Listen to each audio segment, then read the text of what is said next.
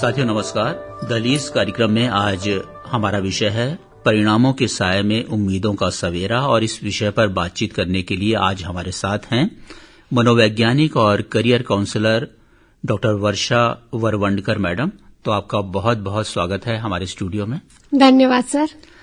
Madam, शुरुआत तो हम यहीं से करते हैं कि जब भी परीक्षा के परिणाम आते हैं, परिणाम तो बाद में आते हैं, लेकिन एक तनाव बच्चों पर पहले आ जाता है, तो उससे निपटने के लिए उन्हें क्या करना चाहिए? देखिए, परीक्षा के नाम सुनते ही, चाहे बच्चे हैं क्या, हम बड़े भी परीक्षा के नाम से घबराने लगते हैं ना। तो परीक्षा शब्द ही ऐसा है कि जो हमारे में थोड़ी सी चिंता लाता है और एंजाइटी लाता है। तो बेहतर है कि हम उसके लिए अपने आप को पहले से तैयारी करके रखें, प्रिपेयर करके रखें।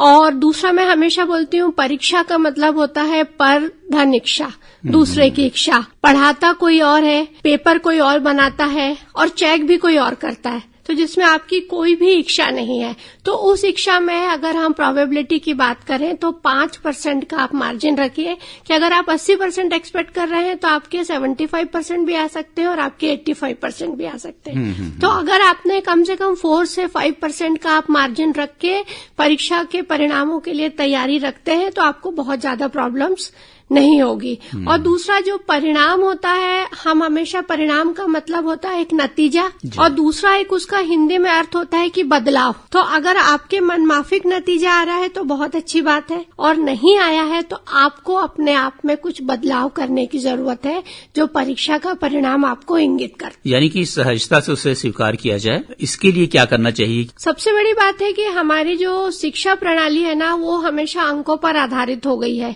तो क्या होता है कि जब माता पिता भी और टीचर्स भी अंकों के आधार पर बच्चे का मूल्यांकन करने लगते हैं, लेकिन मैं आपको बताऊं कि हर बच्चा एकेडमिकली उतना स्ट्रांग नहीं होता है। अगर हम बहुआयामी बुद्धि के सिद्धांत पर काम करें तो कुछ बच्चे गणित में अच्छे होते हैं, कुछ बच्चे हिंदी में अच्छे होते हैं, कुछ म्यूजिक में अच्छे होते हैं, कुछ स्पोर्ट्स में अच्छे होते हैं।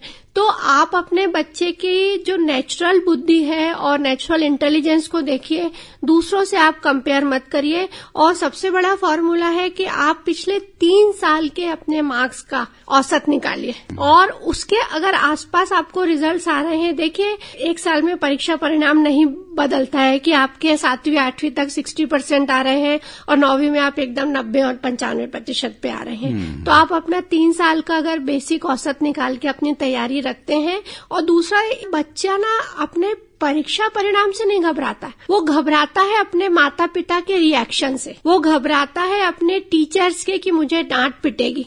बहुत सारे बच्चे मेरे पास आते हैं और जब मैं उनसे पूछती, नहीं मैम हम ओके हैं, हम तो कुछ ना कुछ कर लेंगे, लेकिन मम्मी मुझे डांटेगी या पापा मुझे बोलेंगे कि हमने तुम्हारी कोचिंग पर इतना खर्चा किया करके। तो आप अपने बच्चे को ये विश्वास दिलाइए कि हम तुमसे प्यार करते हैं, तुम्हारी कोशिशों से प्यार करते हैं, तुम्हारे परीक्षा परिणाम से नहीं।